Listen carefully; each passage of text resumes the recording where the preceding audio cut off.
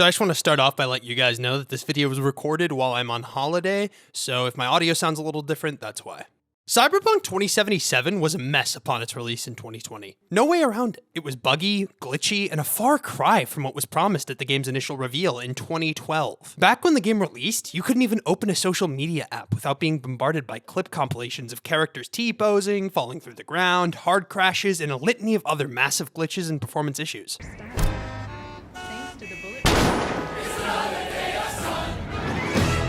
However, over the course of the last 3 years, CDPR has slowly but steadily improved every aspect of the game that was weak upon launch. They fixed bugs, addressed performance issues, and improved the overall stability of the game. This work all culminated in Update 2.0, which was released alongside the Phantom Liberty expansion back in September. Now, 3 years after launch, most people agree that Cyberpunk 2077 is in a pretty good spot, with reworked progression, a whole new 13-hour quest line, improved visuals and performance, and path tracing for anyone that has a spare kidney lying around. But even though this seems to be the critical consensus, I don't know if I necessarily agree with all the praise the game has received. I definitely don't agree with the win it received at the Game Awards for Best Ongoing Game, just for fixing a game that was fundamentally flawed and broken. But before I get into my thoughts on Phantom Liberty and the 2.0 update as a whole, I want to give a little context for my initial experience with the launch version of the game, just to set the stage for my nuanced opinions on this update. Back in 2020, I was fully on the hype train for Cyberpunk 2077. I've always loved neo-corporatism, LED, cyberpunk styles of worlds. It's one of my favorite settings for a story. Couple that with my affinity for Western RPGs, and you have a recipe to make 17-year-old me very happy. In fact, I was so excited for this game that I got a job at Micro Center, where I made $10.50 an hour just to buy myself an RTX 3070 to run the game with ray tracing on. Upon release, my opinions were mixed.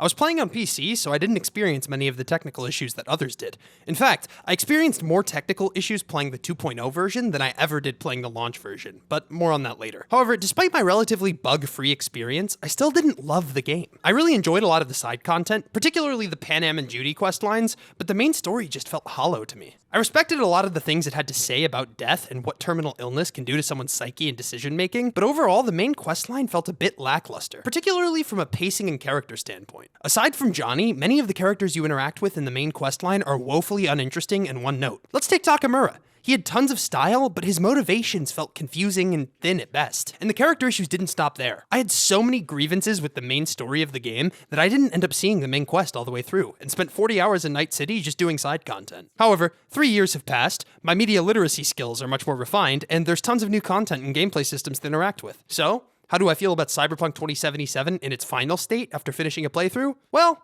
let's get into it. Upon launching the game with all the new content installed, I was given the option to start the campaign from a midway point and dive straight into Phantom Liberty. Since I had already played much of the content from the main game and remember it pretty well, I decided to start there. I made a new character and went straight into Phantom Liberty. To its credit, the espionage-filled expansion opens very strong. You are contacted by a government special agent named Songbird and are tasked with retrieving the president from a plane that's about to crash into an area of Night City known as Dogtown. After rescuing the president, Songbird inconspicuously goes missing in the chaos, and you are now tasked with finding Songbird and returning her to the president. In order to accomplish this, the president insists you work with a man named Reed, a friend of Songbird's and ex-associate of the president. Reed is a master of manipulation and espionage played by none other than Idris Elba. At risk of spoiling anything, that's all I'm going to say on the details of the story. But the question is, how did I feel about the story? For relevancy's sake, I will only be addressing the story of Phantom Liberty and not the base story of Cyberpunk 2077. The most positive thing I have to say about the story comes down to its writing. The main themes of the story revolve around free will, trust, and survival in a dog-eat-dog world. And all of this is underpinned with the excellent representation of late-stage capitalism present in the core game. I also have nothing but nice things to say about all of the various endings. I didn't play all of them myself, but I've done my research, and they all seem to play nicely off the choices you make, while all having something different to say about the world based off of the decisions you make. My only real problems with it come down to pacing and presentation. Let's discuss the former before getting into the latter. The pacing of Phantom Liberty is a mess, especially at the beginning. After rescuing the president, there's a long chunk of nothing meaningful happening in the story. The reason for this is because the story is setting up the dominoes that are to fall in the later portions of the campaign. However, this exposition is overly long and excessively drawn out to a point where I was struggling to get through it. But once you and Reed really get going on your buddy cop spy adventure, the pacing levels out and plays like a breeze to the end. To me, though, this early pacing is inexcusable, especially when this might be someone's first impression of this new update. I think the story could have been served so much better by not spoon-feeding a lot of this information to the player. V is given loads of exposition over the span of 2 hours that most players simply aren't going to remember, especially when it matters, which is towards the end of the game. I feel like the knowledge of these interpersonal relationships that have existed since long before V showed up could have been better shown through smart subtext as opposed to just telling V why things are the way they are. There's a particular relationship between Reed and an operative named Alex that gets very caught up in this tell, don't show style of delivery. We are told that the relationship between Reed and Alex is very strained, constantly towards the beginning of the campaign, but barring a brief altercation upon their reunion, the relationship seems mostly fine despite Alex insisting that she hates Reed and doesn't trust him. This isn't the only time that this issue rears its head though. It comes up with almost every pre-existing relationship that V is made aware of. It's really a shame, especially since the characters are so well written and defined. However, the pacing isn't as big of a problem as the presentation in my eyes. The presentation of Cyberpunk is a victim of its own ambition. Before I get into criticizing it,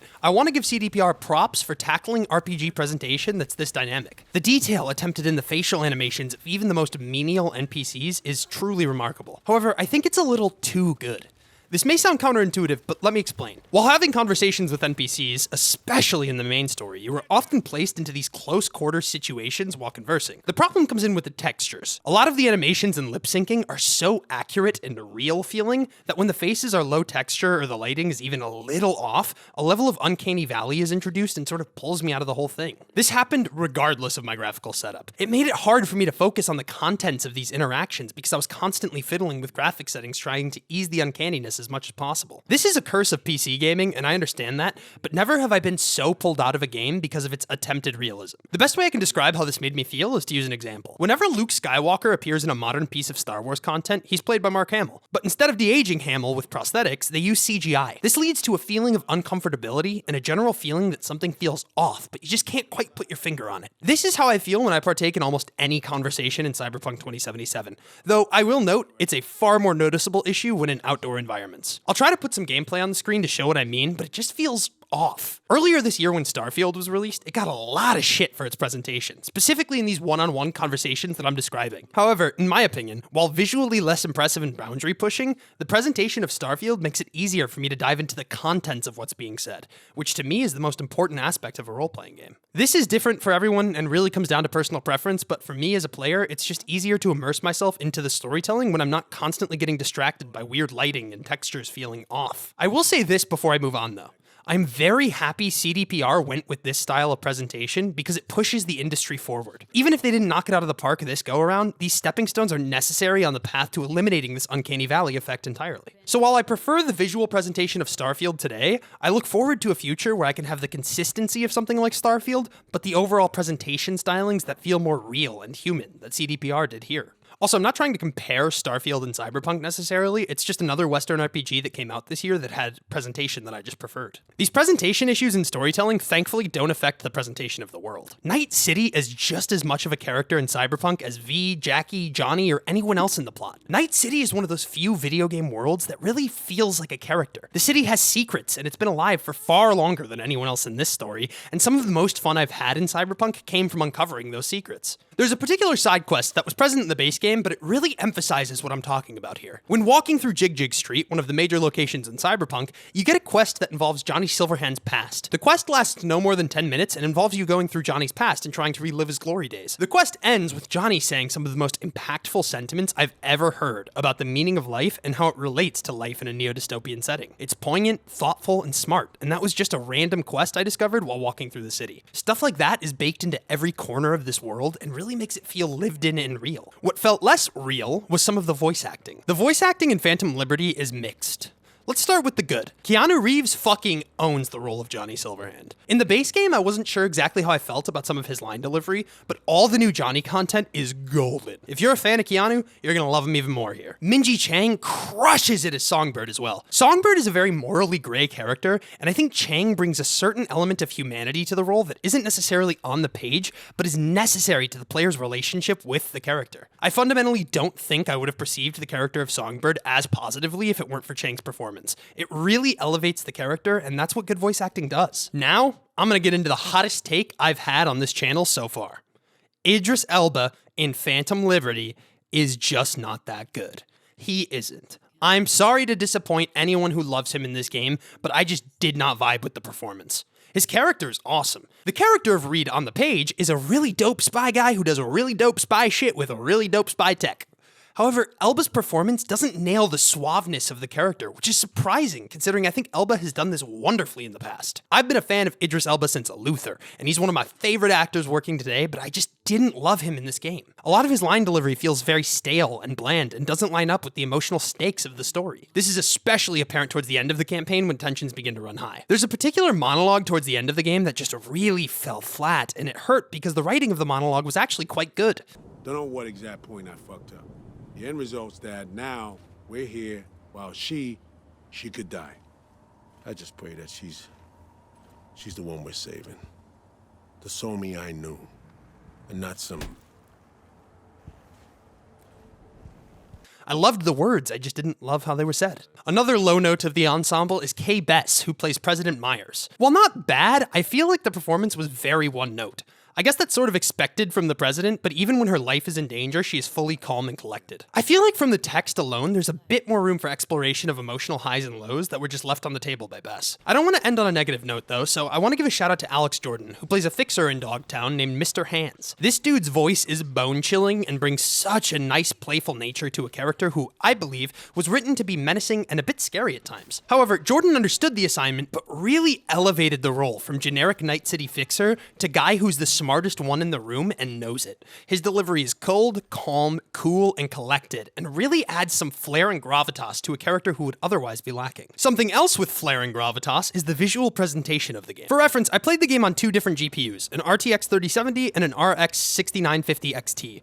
I also tested the game on the Steam Deck and it ran great. All of the gameplay you're watching was captured on the 3070 with the Ryzen 7 3800X. This, in my view, is a pretty balanced upper mid-range gaming PC setup. On all three configurations I tested, the game ran very well. Ray tracing obviously ran best on the Nvidia card, but other than that, rasterized performance seemed about what you would expect from these GPUs. The 6950 ran the best. I was able to get the game running stably at 60 FPS at native 4K with a mix of medium to high settings and no ray tracing. I like PC ports like this, where the game scales very well based on the hardware. This whole 2.0 update was clearly designed to push today's top end to its absolute limits, but not due to poor optimization like we've seen with other PC ports this year. Jedi Survivor! Oh no. As long as you're playing on somewhat modern hardware, I can assure you the game will look and run great. The art direction does a lot of the heavy lifting in this game, honestly. There's nothing quite like the feeling of exhilaration that you get from driving through the daunting neon metropolis that is Night City. The neon lights all around, the dense crowds of NPCs, and the futuristic-looking vehicles. All of it combines to create something truly magical. This is further exemplified by ray tracing. Ray tracing in Cyberpunk, if you have a GPU that can support it, is essential in my opinion. The difference between having ray tracing on and off in this game is massive, and that's coming from someone who usually can't even tell the difference between having ray tracing enabled and disabled. I would love to showcase this to you, but I just unfortunately don't have the hardware to accurately record the differences between having it on and off. But if you're interested, I'll leave a link to the Digital Foundry video on this topic down below. But I wanted to make sure to note in this review how vital ray tracing is to the Cyberpunk experience in my eyes. It's a great game regardless, but ray tracing adds so much to the overall experience. The last thing I want to talk about from a technical perspective is the bugs. Now, according to most people, this is the most bug-free version of the game. However, that was not my experience. Back in 2020, I played roughly 40 hours of Cyberpunk and experienced only one bug. It was a hard crash that sent me back to the desktop. That was it. This time around, I wasn't so lucky. I had a few bugs related to quests. This issue became the most glaring towards the end of the game. In the penultimate mission of Phantom Liberty, I had 4 bugs that required me to kill myself in-game to get out of them. Hello, darkness, my old friend. This is wild to me, especially since this game has been out for 3 years and they've had so much time to polish the mechanics of the game. Outside of these 4 towards the end, I had a few other times where a quest objective was bugged out, the game would crash, and even a weird bug during a side quest where I was supposed to clear out enemies from a parking garage and steal a car, but one enemy just wouldn't spawn, but they were shown on the minimap, and the objective wouldn't update to let me steal the car. So I just abandoned that quest altogether. This is flat out unacceptable and is sadly a reality of gaming in the modern day. It shouldn't be though, and despite some high marks I've given the game thus far, I would be remiss not to mention it. Moving on from the technical side, I would like to dive into the gameplay of Cyberpunk 2077. This is the aspect of the game I'm by far the highest on. In its initial launch version, the game was a fun, if repetitive, FPS. However, with the changes made to progression and cyberware systems, Cyberpunk 2077 has perhaps become one of my favorite Western RPGs from a raw gameplay perspective. Let's start with that reworked progression system. This progression just feels good. Skill points are given out at a fair rate, ability upgrades feel meaningful, and making a build is a fun sub-game within the game. It's fun to experiment with different playstyles such as melee, rifles, and pistols. I stuck mostly with a shit-talk and pistol-slinging V for much of my time and had a blast. Though I will say melee combat is really satisfying, and I strongly encourage people to experiment with it early on in their playthroughs to see if they vibe with it. That's honestly my biggest regret with this game, is not experimenting more with melee early on. This discussion of build diversity segues nicely into the next compliment I have for the game, which is the cyberware. Now, to be totally upfront, I have no recollection of what cyberware was like in the base game. I barely remember progression in the base game, and I played 40 hours of it less than 3 years ago, so that says something about how memorable it was. However, I'm happy to say that that issue has been completely resolved here. Messing around with new pieces of cyberware was an absolute blast, and gave me a real appreciation for the depth and nuances of the combat systems within the game. Diving into the entirety of the cyberware systems would be its own separate video, but essentially each part of V's body can be enhanced by cyberware that can be installed at any Ripper dock across Night City. This cyberware can change the entire gameplay of the game, so you must build accordingly. It's very much a game of trade-offs that encourages you to build V to match a desired playstyle. If you like stealthing around and manipulating your environment, get cyberware that increases your concealment and hacking stats. If you like running in guns a-blazing, get cyberware that increases your health regen and strength. The game is your oyster, and you can build V in any way you want. It's really fun to experiment with and try to optimize your cyberware to suit the gameplay style you like the best. It also adds a nice little carrot at the end of the stick to constantly keep you playing, upgrading, and maximizing V to be the best netrunner they can be. This is the type of build diversity usually reserved for much denser CRPGs, so it's nice to see a mainstream Western RPG get builds that are this diverse. I mean, you're not going to get Baldur's Gate 3 levels of customization out of this, but nobody expected that. I can't overstate how much of a blast I had experimenting with this system and seeing what I could concoct. The last part of the gameplay I want to talk about is the addition of vehicular combat. In all reality, I didn't really ever find a use for vehicle combat. I really enjoyed on-foot combat, so whenever I could, I decided to just deal with enemies on foot. However, towards the end of the game, I pushed the vehicle combat as much as I could just to get a feel for it. And it's mostly fine. I don't know why they made such a big deal about it in the reveal of the 2.0 update, or why it wasn't in the base game, but it's here now, and it's acceptable for what it is. The most fun part of it is when you're on the back of a motorcycle and use your melee weapon to chop people on nearby cycles or just on their feet. That was a really fun twist to traditional vehicle combat seen in these types of games. Overall, it was alright, but I didn't think it was anything special. I'm glad it's here though. Finally, the gameplay additions made in this update, especially with the cyberware, are really meaningful and elevate a good combat system into a great one.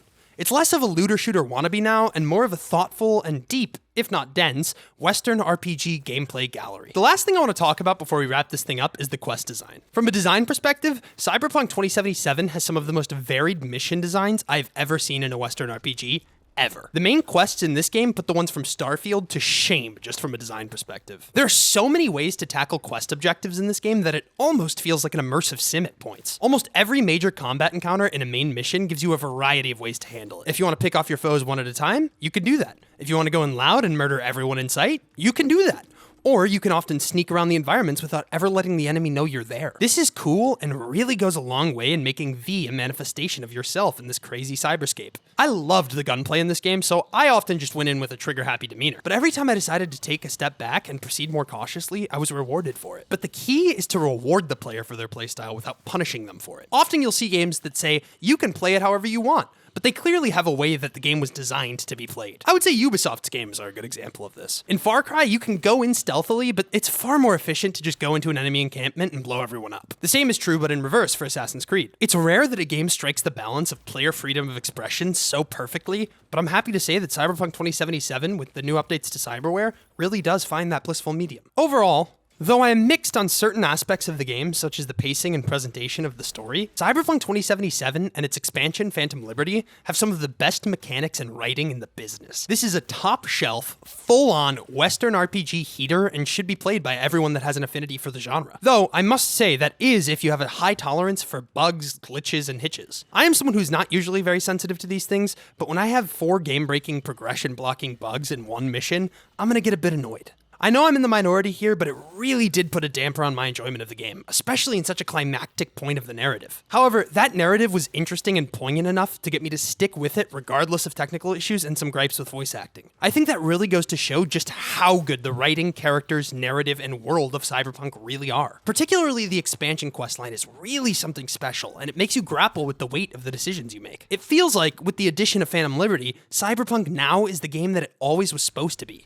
It's stylish, flashy, smart, and poignant all at the same time. It has swagger and heart, and that's something I really don't take for granted. I really hope they keep evolving this franchise and style of storytelling because it is really special. I just know that CDPR can do even better by eliminating some of the grievances I've outlined earlier in this video. I'm gonna give this final version of Cyberpunk a 3 out of 4. Thanks for watching. If you enjoyed, make sure to like this video and subscribe to be notified of new uploads. If you like free things, you can also check the description down below for the free community Discord. We got Hannah in there, Slippy in there, and I'm really trying to build a community of people to talk about games online, so don't be shy. If you want to support the channel even more, you can go to my Patreon or join the YouTube membership program. I will be adjusting the tiers down there soon to give even more rewards, so stay tuned for that. Lastly, my next video will be my top 10 games of 2023 video and will go live next week. That video will also be a channel update that will go into what you can expect out of the channel in 2024. I love you guys, thanks for being along for the ride, and I hope you'll come back next week for the final video of 2023. It's been a wild ride so far, and I can't wait to keep it up into the new year. Thanks for watching, you know where to find me. Bye!